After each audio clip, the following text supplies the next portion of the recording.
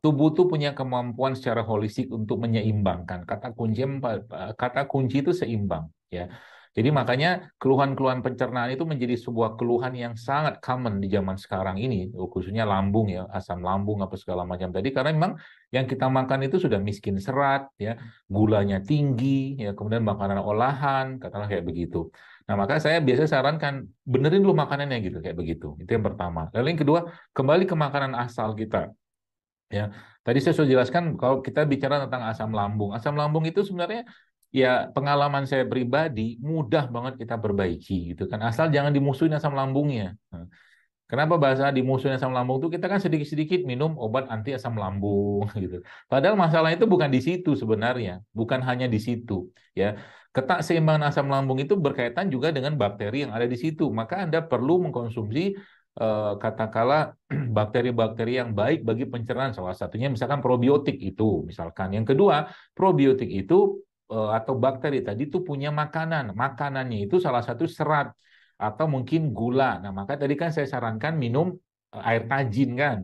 Nah, bagi Anda ada masalah asam lambung tadi, coba Anda cari probiotik nanti yang probiotik tadi juga bekerjanya di lambung plus juga dengan serat-serat dari amilum tadi dalam bentuk air tajin atau juga bisa dari beberapa jenis kolagen-kolagen ya. Contoh mungkin eh, apa tuh namanya gamat ya teripang atau timun laut. Nah, itu salah satu yang kita bisa pakai itu kolagennya. Atau mungkin yang punya dana lebih kan bisa pakai sarang walet katakanlah. Meskipun itu ya harganya cukup lumayan lah ya.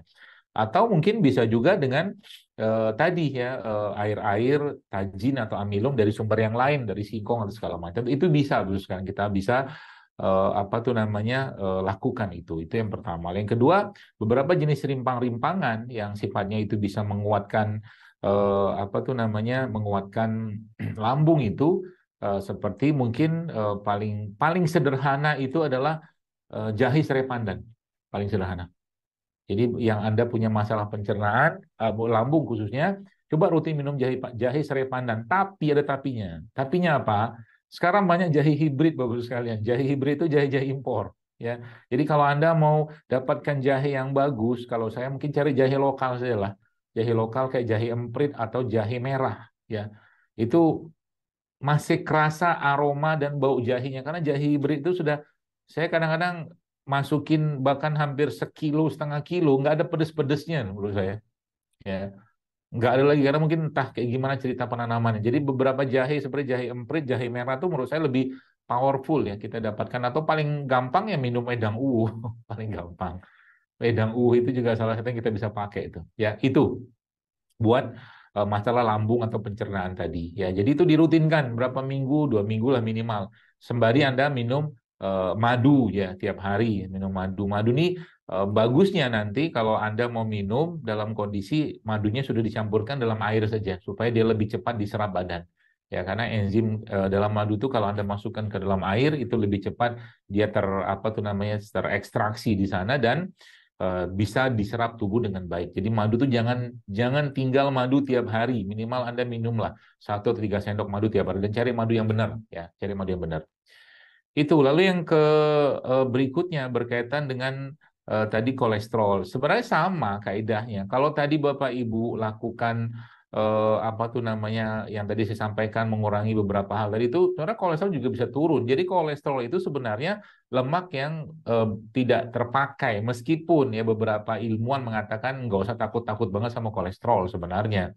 Karena kolesterol justru malah dibutuhkan oleh tubuh kita. Makanya beberapa apa ya ahli-ahli naturopati itu mereka justru malah menganjurkan makan beberapa jenis jeroan ya yang biasa kita hindari jantung gitu kan liver padahal itu sumber kuper sumber zinc yang luar biasa ya termasuk eh, lupa saya tadi Pak Syahid tadi salah satu cara paling mudah memperbaiki lambung tuh pakai namanya bone broth kaldu tulang kalau dari kaki kambing itu ya, kaki kambing atau mungkin sorry tulang tulang kambing, tulang sapi itu nanti Anda masak dalam api kecil dengan sebelumnya Anda kasih bumbu lah ya, mungkin bawang merah apa bawang putih segala macam dan itu sehari Anda rutinkan minum sekitar 100 cc lah.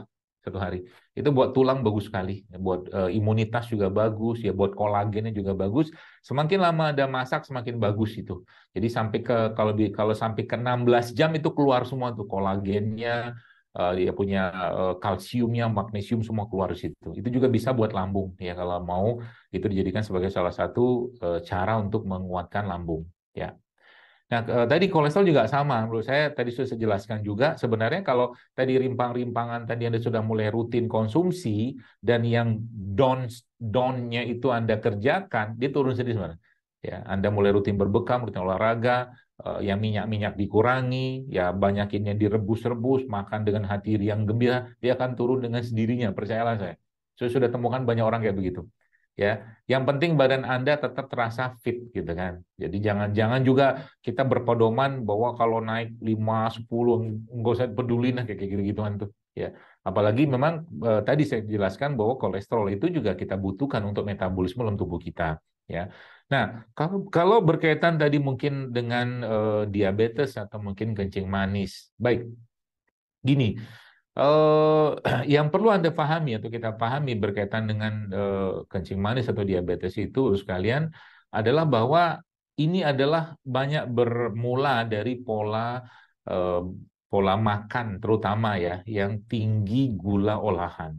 Ya, tinggi gula olahan. Maka kalau tinggi gula olahan maka kita carilah gula-gula atau karbohidrat yang masih tinggi seratnya.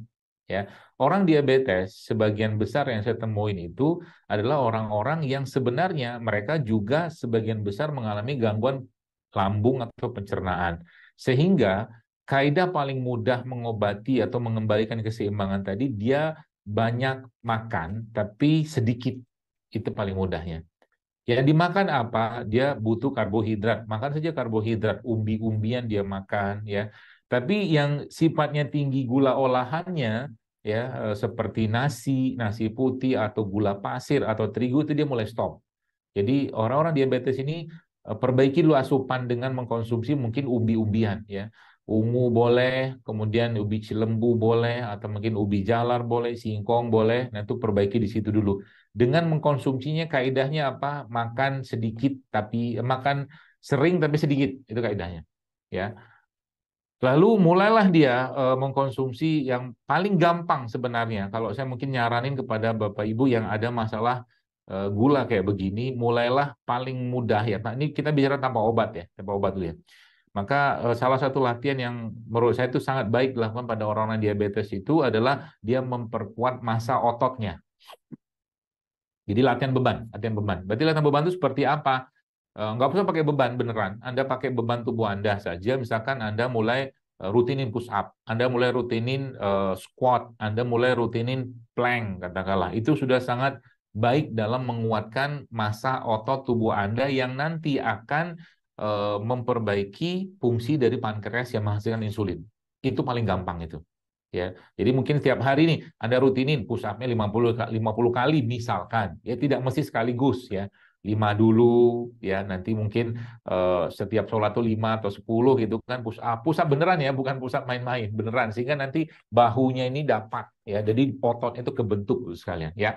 Itu yang paling mudah ya. Kemudian beberapa jenis rimpang-rimpangan ya bisa Anda pakai ya. Ya tadi salah satunya yang biasa saya banyak sarankan untuk memperbaiki lambung itu ya jahe, serai pandan itu bisa Anda pakai. Kemudian ada beberapa jenis rimpangan yang sifatnya bisa jadi jangan fokus cuman bicaranya itu menurunkan gula darah saja, nggak usah. Ya, kita juga punya fokus untuk memperbaiki sensitivitas insulin.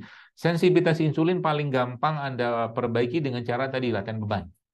Latihan beban, mungkin ada kardio-kardio yang dilakukan juga sebagian, itu juga sangat baik dalam memperbaiki sensitivitas insulin. Ya. Kemudian beberapa jenis rimpang itu memang punya efek yang sifatnya menurunkan apa tuh namanya gula darah ya, seperti kayu manis ya, atau mungkin brotowali, sambiloto itu bagus ya teman. Tadi saya katakan kembalikan saja keseimbangannya, perbaiki makanan, tubuh akan meresetting tubuhnya sendiri. Kalau mau tambah dengan beberapa rimbang tadi juga boleh ya, boleh silakan saja. Cuman jangan terlalu banyak juga. Nanti kalau dia ngedrop kelingan kita ya. Dengan catatan tadi Anda perbaiki pola makan. Jadi kaidah-kaidah saya sampaikan tadi Anda mulai rutinkan berpuasa, Anda mulai rutinkan olahraga, tubuh akan kembali ke keseimbangan aslinya seperti itu.